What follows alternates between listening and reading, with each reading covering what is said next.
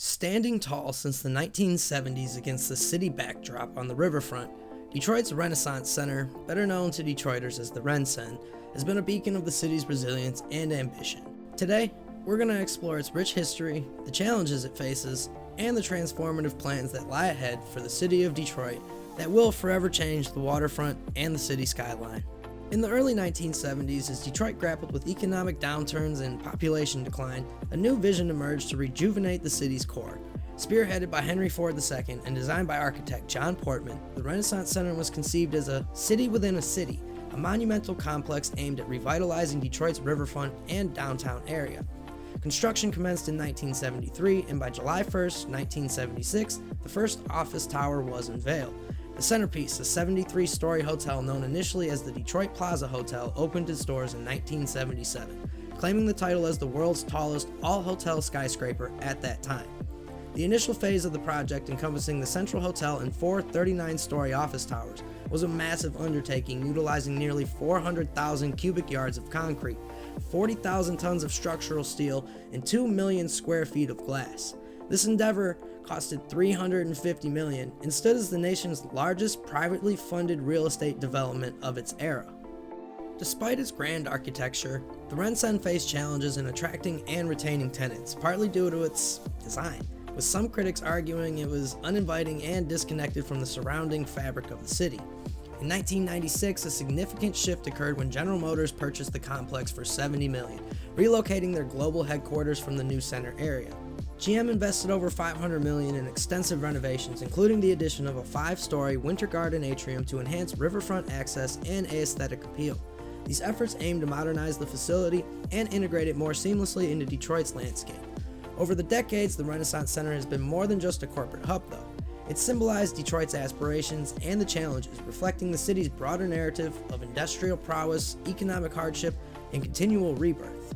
As the decades passed, the Renaissance Center encountered several challenges. The evolving dynamics of the workplace, which was accelerated by the COVID-19 pandemic, led to a decreased demand for traditional office spaces. Companies increasingly embraced remote work models, resulting in higher vacancy rates within large office complexes like the Renaissance Center. In April 2024, General Motors announced plans to relocate their headquarters to the under-construction Hudson site in downtown Detroit, scheduled for completion in 2025.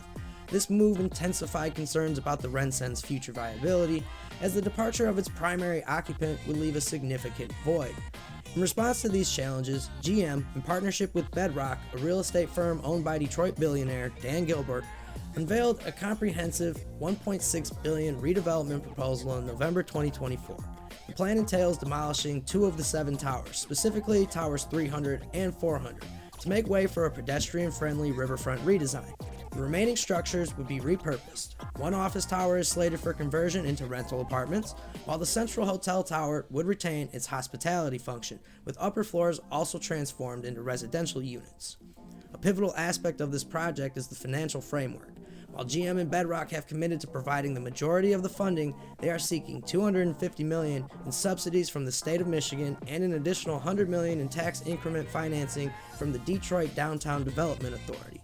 This reliance on public funds has sparked considerable debate and some scrutiny surrounding the project. Things have gotten a little bit tricky at times with this, as GM indicated that, should the requested public funding not materialize, they might proceed with demolishing the entire Renaissance Center complex at their own expense.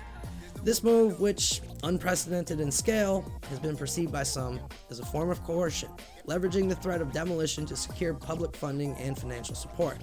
These developments underscore the complex interplay with the urban development, corporate interests, and of course public policies, and it highlights the challenges the city faces in balancing the economic revitalization, responsibility, and, keeping the citizens involved in general.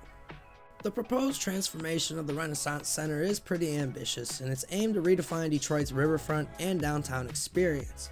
Some of the key elements of this plan include the demolition and redevelopment, like we said earlier, of Towers 300 and 400, which would create space for new developments including hospitality venues and residential buildings. The design emphasizes open, accessible public spaces to foster community engagement, which, if you've been on the riverfront over the past few years, you understand they've been doing a great job down there with that.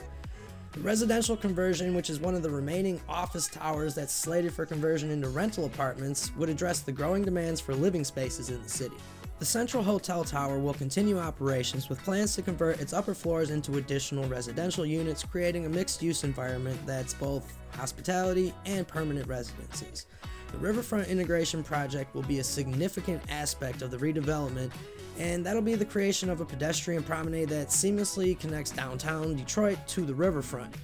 It's going to be pretty fun if you ask me. I mean, if you've been down there, like I said earlier, the riverfront's already beautiful, so making it a little bigger and having some more stuff to do down there would be awesome. Now, while General Motors and Bedrock present this redevelopment as a transformative step for Detroit, the plan has met some resistance from preservationists, local business owners, and community advocates. Many critics argue that demolishing parts of the Renaissance Center disregards its architectural and cultural legacy. Designed by the legendary John Portman, the complex is one of the last standing examples of his futuristic urban megastructure concepts. Historic preservationists worry that removing its iconic towers would permanently alter the city skyline and erase an important chapter of Detroit's past. The Renaissance Center has stood for nearly 50 years as a towering testament to Detroit's resilience.